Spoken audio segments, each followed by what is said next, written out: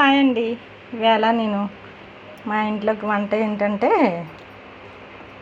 అరటికాయ టమాటా ఇగురు, మెత్తళ్ళు అండి. మెత్తగా ఈ కాంబినేషన్ చాలా టేస్టీగా ఉంటుంది.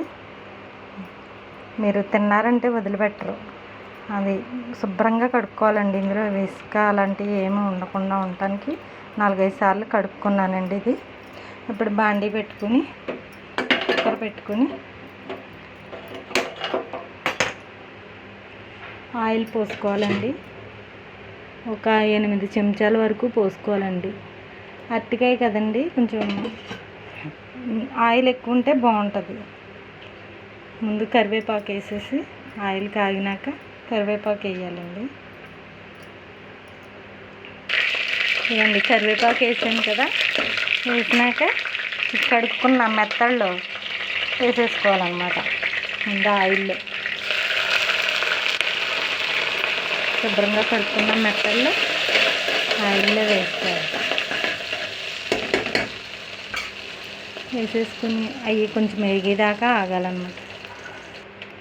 ఇదిగోండి, వేగిపోయినాయి, గోల్డెన్ బ్రౌన్ కలర్లో వచ్చేసినాయి. ఇవి వేగకపోతే నీసుకొంపు వస్తుందండి కూర, అందుకని. తర్వాత నెక్స్ట్ ఉల్లిపాయలు వేసుకోవాలి. ఉల్లిపాయలు టమాటాలు వేసేసుకోవాలి. ఉల్లిపాయ, పచ్చిమిరపకాయ, టమాటా.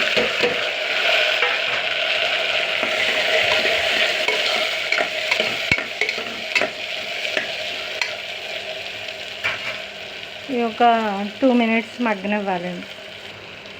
ఈ మగ్గి లోపల చిటికెడంత పసుపు, 1/2 చెంచా పసుపు,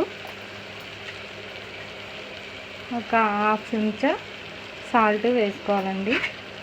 ఇవి తొందరగా మగ్గుతాయి అన్నమాట. ఇవి 2 వేయడం వల్ల ఒక 5 మినిట్స్ ఉంచుదాము, వేగిపోతుంది. 5 మినిట్స్ అయిందండి. బాగా టమాటాలు ఉల్లిపాయలు మగ్గిపోయినాయండి. ఇప్పుడు అరటికాయలు ముక్కలు వేసేసుకోవాలి.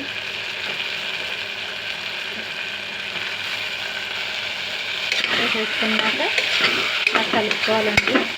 2 మినిట్స్ ఉండాలండి, మగ్గిపోతుంది. మగ్గిపోయిందండి. అరటికాయలు అయ్యి చక్కగా ఫ్లేవర్స్ అన్నీ దానికి పట్టినాయి.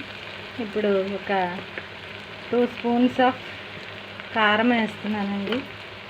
మీకు టేస్ట్కి తగ్గట్టుగా కారం ఎక్కువ తినేవాళ్ళైతే ఎక్కువ తినచ్చు. కొంచెం ఇంకో చెంచా వేసుకోవచ్చు, లేకపోతే 2.5 వేసుకుంటే కరెక్ట్గా సరిపోతుందండి.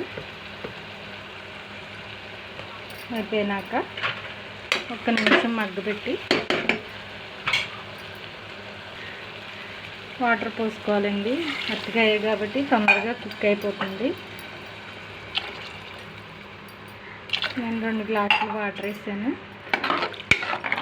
వేసి లిడ్ పెట్టేయడమేనండి. పెట్టేసి 4 విజిల్స్ రానివ్వాలి. కరెక్ట్గా మెత్తగా ఉడుకుతుంది చక్కగా. ఇప్పుడు లిడ్ పెట్టేసి 4 కూతలు రానిద్దామండి. లిడ్ పెట్టేసానండి. ఇదిగో 4 కూతలు రానివ్వాలి. ఇప్పుడు 4 విజిల్స్ వచ్చే వరకు ఆగుదాం.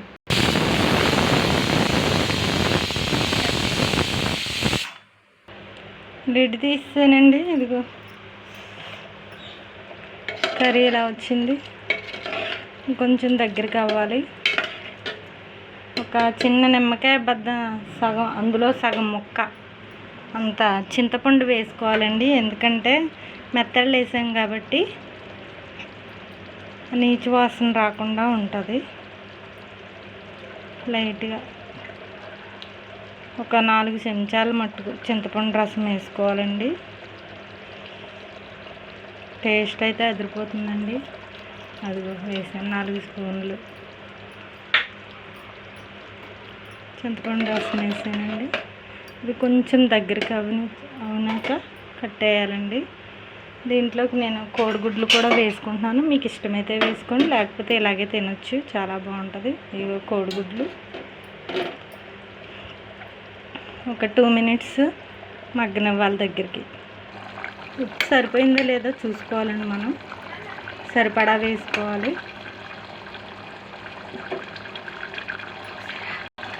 ఉప్పు సరిపోలేదండి, నేను టేస్ట్ చేశాను.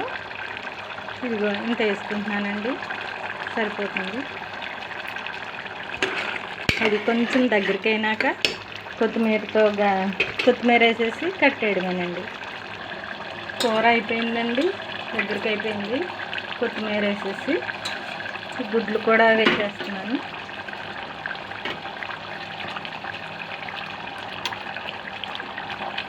దించి ముందు గుడ్లని వేసేసుకుని కూర మసాలాలు ఏమీ వేయకుండా చాలా టేస్టీగా ఉంటుంది. ఏం మసాలాలు కూడా వాడలేదండి. గిన్నెడు అన్న లాగేస్తారు ఈ కూరతో, అంత బాగుంటుందండి. సర్వింగ్ బౌల్లో తీసేసుకోవడం రెడీ అయిపోయింది. కట్టేసాను. సర్వింగ్ బౌల్లో తీసేసుకుందాం. ఇది చల్లారి కొద్ది దగ్గర అయిపోతుందండి. కర్రీ చిక్కగా వచ్చేస్తుంది. అందుకే కొంచెం లైట్గా సెమీ గ్రేవీగా దించుకోవాలి. ఇదిగోండి రెడీ అయిపోయింది. మెత్తళ్ళు, అరటికాయ, ఇగురు, కోడిగుడ్లు కూడా వేసానండి నేను. చాలా టేస్టీగా ఉంటుంది. ఎంతో రుచికరమైన కర్రీ రెడీ.